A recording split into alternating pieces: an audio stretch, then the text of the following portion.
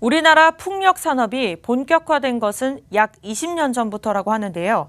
그동안 자체 기술 개발 등에 힘써왔던 대한민국 풍력 산업체들이 잇따라 글로벌 시장에 도전장을 내고 있습니다. 풍력 산업계에 불고 있는 대형화 바람에 발맞춰 글로벌 시장 공략에 한창입니다. 도혜민 기자가 취재했습니다. 풍력 발전이란 말 그대로 바람의 힘으로 전기를 생산하는 발전 방식을 말합니다. 풍력 발전기 속 터빈이 돌아가면서 바람 에너지를 전기 에너지로 바꿔주는 건데요. 해외에선 석유 파동이 있었던 지난 1970년대부터 우리나라의 경우엔 2000년대 들어와서부터 본격화했다고 할 수 있습니다.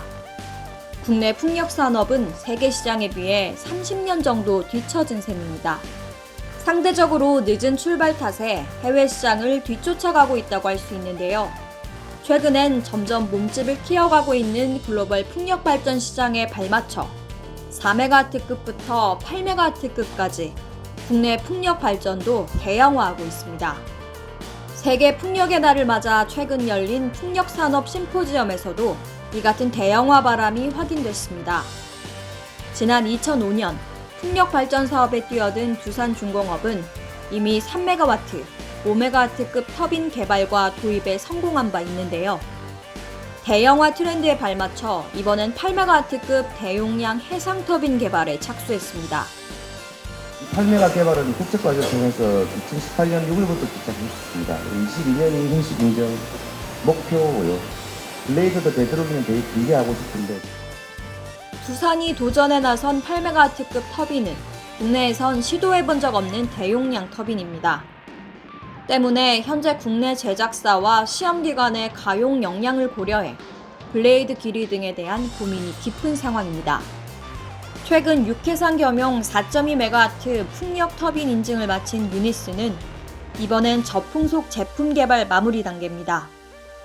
유니슨이 가장 강조하는 것은 모듈입니다.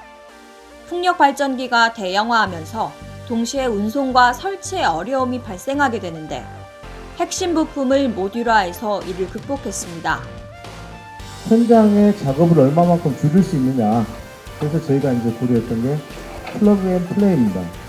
그냥 모듈을 볼트 조립을 끝내고 필요한 결선만 끝내면 바로 이 원래 갖추고 있던 모듈의 기능을 수행할 수 있는. 이처럼 국내 풍력 산업계는 자체 기술력을 높이면서 세계 시장에 발을 맞춰가고 있습니다. 하지만 국내 시장이 협소한 탓에 기술을 시장에 선보인 경험이 적고 해외 선진사들의 높은 시장 점유율로 인해 글로벌 시장 진출은 여전히 높은 벽인 상황입니다. 한 풍력업계 관계자는 짧은 산업령으로 실제 운전 검증이 어렵고 여기에 대량 발주가 드물어 가격 경쟁력도 해외 기업의 최대 20%까지 밀리는 상황이라고 말했습니다. 그러면서 이 같은 풍력 산업의 특성상 정부의 적극적인 지원이 필요한 상황이라고 지적했습니다.